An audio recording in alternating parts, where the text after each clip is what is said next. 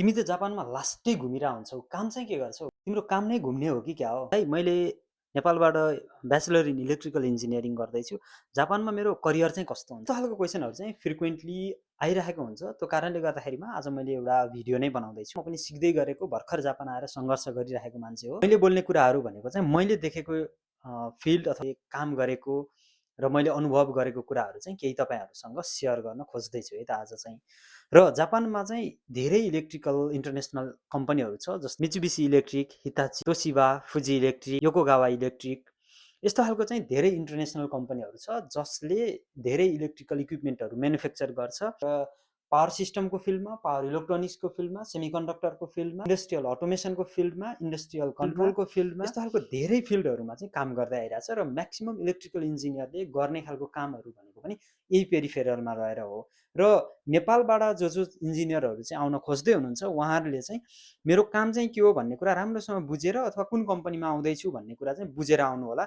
यसरी मैले बनाएको भिडियो अथवा अरू कोही इन्जिनियरले बनाएको भिडियोको इन्फ्लुएन्समा परेर आउँदाखेरिमा एउटा के चाहिँ बेफाइदा हुन्छ भन्दाखेरिमा हामीले गर्ने कुरा भनेको हाम्रो आफ्नो अनुभवको आधारमा हुन्छ र अनुभव चाहिँ हामीले काम गर्ने कम्पनीको आधारमा चाहिँ हामीले पाउने अनुभव पनि फरक फरक हुन्छ। त्यही भएर सबै कम्पनीमा आउँदाखेरिमा त्यही अनुभव पाइन्छ अथवा त्यही स्किलहरू सिकिन्छ भन्ने कुरा हुँदैन। सो द्याट तपाईँहरूको इन्ट्रेस्ट के छ र तपाईँहरू आउन खोजेको कम्पनी चाहिँ कस्तो खालको छ भन्ने कुरा चाहिँ नबुझिकन चाहिँ भिडियोहरूको इन्फ्लुएन्समा परेर चाहिँ नआउनु होला भन्न चाहन्छु सबभन्दा सुरुमा। र मैले काम गर्ने भनेको चाहिँ म फिल्ड सर्भिस इन्जिनियरको रूपमा चाहिँ काम गर्दैछु र अघि मैले जुन कम्पनीहरूको नाम लिएँ त्यही मध्ये एउटा कम्पनीमा चाहिँ लकिली म काम गर्ने अवसर पाएको छु। र अहिले मैले के कुरा चाहिँ सेयर गर्छु भन्दाखेरिमा वर्क फ्लो चाहिँ कस्तो हुँदो रहेछ जापानमा जुन कुरा मैले बुझेँ र बेसिकल्ली एउटा फिल्ड सर्भिस इन्जिनियरले गर्ने काम चाहिँ कस्तो हुँदो रहेछ भन्ने कुरा चाहिँ म सेयर गर्न खोजिरहेको छु है त। एउटा कुनै फ्याक्ट्री खुल्दैछ भनेदेखि त्यो फ्याक्ट्रीमा युज हुने इलेक्ट्रिकल इक्विपमेन्टहरू कस्तो कस्तो इक्विपमेन्टहरू युज गर्दाखेरिमा कति क्यापासिटीको कति रेटिङको इक्विपमेन्ट युज गर्दाखेरिमा चाहिँ इकोनोमिक हुन आउँछ, यो सबै क्यालकुलेट हुन्छ। यो सबै क्यालकुलेट गरेर उनीहरूले इक्विपमेन्टहरू म्यानुफ्याक्चर गर्छ र इन्स्टलेसन गर्नको लागि कि आफ्नै कम्पनीबाट पठाउँछ मान्छे कुनै एउटा डिपार्टमेन्टबाट कि चाहिँ अरू कुनै कम्पनीलाई चाहिँ दिन्छ। जापानमा चाहिँ धेरै फ्याक्ट्रीहरू धेरै ठुल्ठुलो कम्पनीहरू चाहिँ कस्तो हुँदो रहेछ भन्दा एउटा कुनै कम्पनीसँग डिपेन्ड चाहिँ हुँदो रहेनछ। उनीहरूले इलेक्ट्रिकलको फिल्डको मात्रै काम गर्नको लागि 20-25वटा भन्दा बढी कम्पनीहरूसँग चाहिँ काम गर्दो रहेछ क्या। कुनै कम्पनी चाहिँ अब त्यो पनि कम्पनी हेरेर, जस्तै कुनै एउटा कम्पनी चाहिँ रेक्टिफायरको लागि राम्रो छ हुनसक्छ, कुनै एउटा कम्पनी चाहिँ इन्भर्टरको लागि राम्रो हुनसक्छ, अनि कुनै एउटा कम्पनी चाहिँ मोटरहरू बनाउनको लागि राम्रो हुनसक्छ, कुनै कम्पनी युपिएसको लागि राम्रो हुनसक्छ। त्यही भएर कम्पनीहरूले फ्याक्ट्रीहरू बन्दाखेरिमा फ्याक्ट्रीहरूले चाहिँ उनीहरूको निडको आधारमा त्यस कम्पनीहरू चाहिँ चुज गर्दो रहेछ र सानसानो पार्टहरू हुन्छ नि, एउटा कुनै ठुलो फ्याक्ट्रीको सानसानो पार्टहरू चाहिँ फरक फरक कम्पनीले बनाइदिरहेको हुन्छ र बनाइदिइसकेपछि कस्तो हुन्छ भन्दाखेरिमा एउटा काम भनेको के हुन्छ, बनाइदिइसकेपछि चाहिँ फ्याक्ट्री एक्सेप्टेन्स टेस्ट भन्ने हुन्छ, जुन चाहिँ टेस्टिङ गरेर कस्टमरलाई ह्यान्डओभर गर्नुपर्ने एउटा काम हुन्छ। अर्को भनेको यदि त्यो फ्याक्ट्रीमा कुनै अपग्रेड गर्दैछ भने अपग्रेडको काम हुन्छ। त्यसपछि फेरि फ्याक्ट्री एक्सेप्टेन्स टेस्ट, जापानिज भाषामा नौन्यु सिकेन भन्छ, नौन्यु सिकेन गरेर अनि चाहिँ ह्यान्डओभर गर्नुपर्ने हुन्छ कस्टमरलाई र सर्टेन इयर्स पछि चाहिँ त्यो इन्सपेक्सन गर्नुपर्ने हुन्छ, त्यसको एडजस्टमेन्ट गर्नुपर्ने हुन्छ, धेरै कामहरू हुन्छ। अब यो भास्ट कुरातिर चाहिँ गइनँ, म सिधै स्पेसिफिक भएर फिल्ड सर्भिस इन्जिनियरको कामको विषयमा कुरा गर्दाखेरिमा चाहिँ मैले अनुभव गरेको काम भनेको रेक्टिफायर अनि हाई भोल्टेज इन्भर्टरहरू, त्यसपछि इलेक्ट्रिक फर्नेन्सको काम। यो इक्विपमेन्टहरूको नौन्यु सिकेन भनेको चाहिँ फ्याक्ट्री एक्सेप्टेन्स टेस्ट अर्को कम्पनीले गएर इन्स्टल गर्छ अथवा एउटै कम्पनीको अरू डिपार्टमेन्टको मान्छेहरू गएर इन्स्टल गर्नुहुन्छ। त्यसपछि चाहिँ लास्टमा त्यसलाई चाहिँ इन्सपेक्सन गरेर अनि कस्टमरलाई ह्यान्डओभर गर्नुपर्ने हुन्छ। फ्याक्ट्रीहरू धेरै हुन्छ, जस्तै यो केमिकल फ्याक्ट्रीहरू हुन्छ, स्टिल फ्याक्ट्री हुन्छ, रिसाइक्लिङ फ्याक्ट्रीहरू हुन्छ, अनि प्लास्टिकहरू बनाउने फ्याक्ट्री हुन्छ, अथवा कुनै मेटेरियल म्यानुफ्याक्चरिङ फ्याक्ट्रीहरू हुन्छ। फरक फरक फ्याक्ट्रीहरू चाहिँ जापानभरि नै छ नि त, धेरै छ। र यो जापानभरि नै भएको फ्याक्ट्रीहरूमा चाहिँ हामी जस्तो फिल्ड सर्भिस इन्जिनियरहरू गएर चाहिँ टेस्टिङको कामहरू गरिरहेको हुन्छ। यो फ्याक्ट्रीहरूमा धेरै युज हुने मोटरहरू हुन्छ, त्यसपछि इलेक्ट्रिक फर्नेन्सहरू, यो सबै कुराहरू चाहिँ इन्भर्टरहरू युज गरेर बनाउँछ। यहाँ चाहिँ इन्भर्टर युज गर्दाखेरिमा इकोनोमिक हुन आउँछ।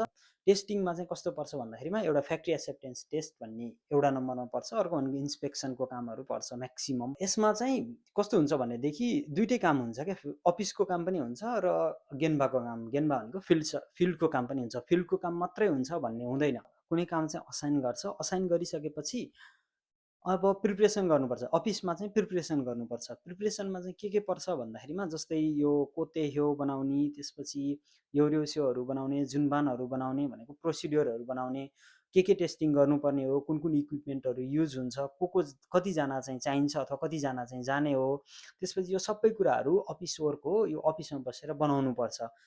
त्यो बनाउनुपर्छ, सुरुमा सबै प्रिपरेसन गर्नुपर्छ। र जापानको एउटा वर्क कल्चर रमाइलो कुरा चाहिँ के छ भनेदेखि, यहाँ यो चाहिँ मलाई सिनियरले भनेको, यहाँ हामीले काम गर्ने, हामी फिल्ड सर्भिस इन्जिनियरले काम गर्ने काममा 80% चाहिँ हामी प्रिपरेसन गर्छौँ अफिसबाट, 20% मात्र चाहिँ फिल्डमा गएर काम गर्छौँ भन्नुहुन्छ क्या। जस्तै कुनै फ्याक्ट्रीमा एउटा कुनै काम भयो भनेदेखि यहाँबाट कति मिनटमा पुगिन्छ, ट्रेनबाट जाने कि सिन्खानसेनबाट जाने कि प्लेनबाट जाने कि बसबाट जाने कि ट्याक्सीबाट जाने, सबै कुरा चाहिँ डिटेल प्रिपरेसन गर्नुपर्छ र त्यो लास्टको एउटा मिटिङमा एक्सप्लेन पनि गर्नुपर्छ।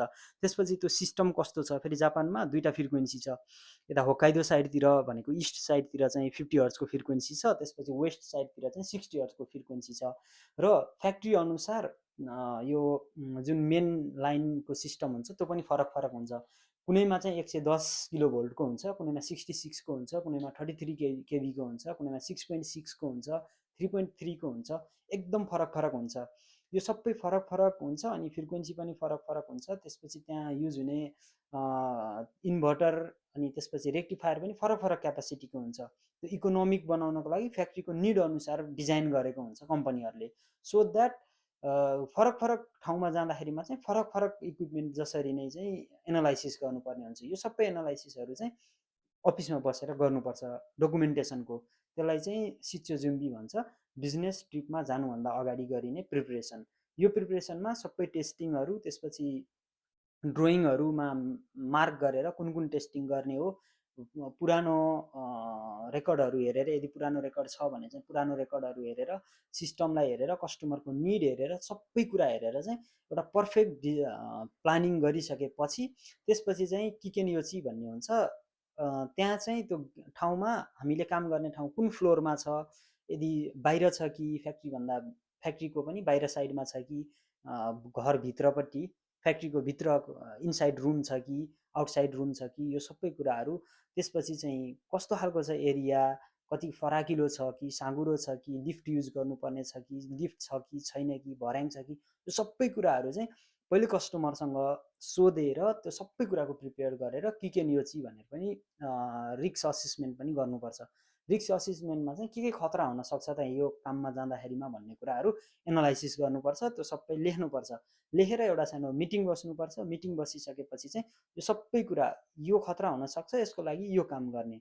जस्तै इलेक्ट्रिकलमा काम गर्दाखेरिमा चाहिँ काम गर्नुभन्दा अगाडि कस्टमरसँग इलेक्ट्रिक लाइन चाहिँ काटेको कन्फर्मेसन गर्ने र त्यो कन्फर्म गरेर मात्रै काम स्टार्ट गर्ने जस्तो कुराहरू चाहिँ, यस्तो खालको कुराहरू चाहिँ लेख्नुपर्छ। सबै कुराहरू लेखिसकेपछि, प्रिपेयर भइसकेपछि, ओके भनिसकेपछि चाहिँ अनि बल्ल हाम्रो बिजनेस ट्रिप चाहिँ सुरु हुन्छ।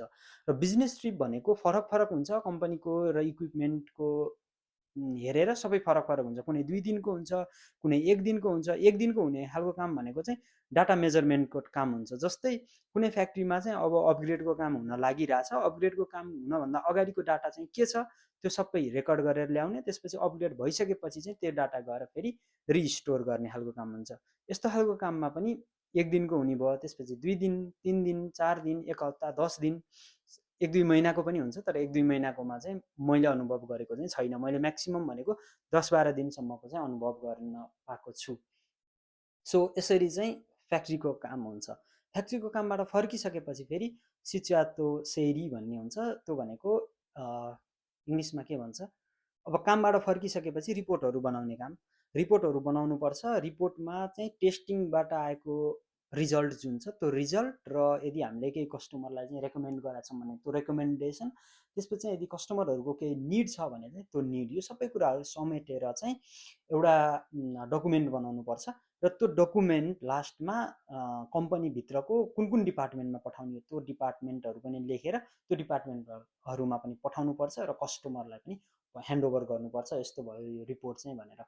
सुरुको प्रिपरेसनको वर्कदेखि लास्टको रिपोर्ट बुझाउने कामसम्म यो सबै चाहिँ गर्नुपर्छ काममा चाहिँ एउटा फिल्ड सर्भिस इन्जिनियर भएर आउँदै गर्दाखेरिमा। यो सबै जसले चाहिँ एक्लै गर्न सक्छ ऊ चाहिँ बल्ल एउटा सुपरभाइजर बन्नको लागि चाहिँ सक्षम भनेर हुन्छ। र म्याक्सिमम् समस्या भनेको चाहिँ कस्तो हुन्छ भन्दा, हामी जस्तो विदेशीहरू आएर काम गर्दाखेरिमा एउटा हुन्छ ल्याङ्ग्वेज ब्यारियर, जसको कारणले गर्दाखेरिमा हामीलाई कस्टमरहरूसँग चाहिँ डिल गर्न अलिकति गाह्रो हुन्छ, उनीहरूको निड बुझ्न र आफ्नो जुन एक्सप्लेन हुन्छ गरेको कामको चाहिँ एक्सप्लेन हुन्छ, यसले यस्तो गर्छ भनेर जुन कन्भर्सेसन हुन्छ भनौँ न, त्यो कन्भर्सेसनमा चाहिँ सुरुको वर्षहरूमा चाहिँ च्यालेन्जिङै हुन्छ। सो द्याट अलिकति गाह्रो नै हुन्छ सुरु सुरुमा चाहिँ, यो धेरै कुरा इन्क्लुड हुन्छन् त्यसमा। एउटै काम रिपिट भइराख्ने भएको भए चाहिँ अलिकति सजिलो हुन्थ्यो होला, तर इनिसियल फेजमा हरेक पल्टको बिजनेस ट्रिप चाहिँ फरक फरक काम हुने भएको कारणले गर्दाखेरिमा अनुभव पनि धेरै लिन पाइन्छ र गाह्रो पनि लास्टै नै गाह्रो हुन्छ भाषाको कारणले। त्यसपछि अब कति कुराहरू हामीलाई थाहा हुँदैन, यहाँको वर्क कल्चरहरू धेरै जसो थाहा हुँदैन, त्यो कारणले गर्दाखेरिमा चाहिँ अलिकति च्यालेन्जिङ चाहिँ हुन्छ, च्यालेन्जिङ पनि हुन्छ र अपर्च्युनिटी पनि हुन्छ। सो यो अपर्च्युनिटीहरू ग्र्याब गरेर अगाडि बढ्छु भन्ने खालको इन्जिनियरहरूको लागि चाहिँ बेस्ट हुन्छ यस्तो खालको कामहरू चाहिँ। सो मेरो कामको वर्क फ्लो चाहिँ यस्तै यस्तै नै हो र के हुन्छ त्यहाँभित्र पनि भन्ने कुराहरू धेरै मैले सर्टकटमा भने, सर्टकटमा भन्दा पनि यति लामो चाहिँ भिडियो बनिरहेछ। डिजाइनिङको काम, त्यसपछि अरू धेरै फिल्डमा पनि यस्तो खालको काम हुन्छ। मैले आज कुरा गरेको भनेको टोटल्ली मेरो एक्सपिरियन्सको आधारमा मात्रै हो। म पनि धेरै वर्ष भएको छैन आएको, चाहिँ सिक्दैछु, बुझ्दैछु र आफूले सिकेको कुराहरू चाहिँ यसरी नै भिडियो बनाएर रेकर्ड गरेर राख्दैछु, ताकि 2-4 वर्षपछि आफैले हेर्दाखेरिमा पनि यस्तो पनि दिन्थ्यो भन्ने खालको चाहिँ होस् भनेर मात्रै यस्तो खालको भिडियोहरू बनाउँदैछु। सो त्यही भएर यदि धेरै मान्छेहरूले मेरो भिडियो चाहिँ आफूसँग रिलेट गर्न सक्नु भएन भने चाहिँ आइएम भेरी सरी। काम चाहिँ यही नै हो। Okay, by.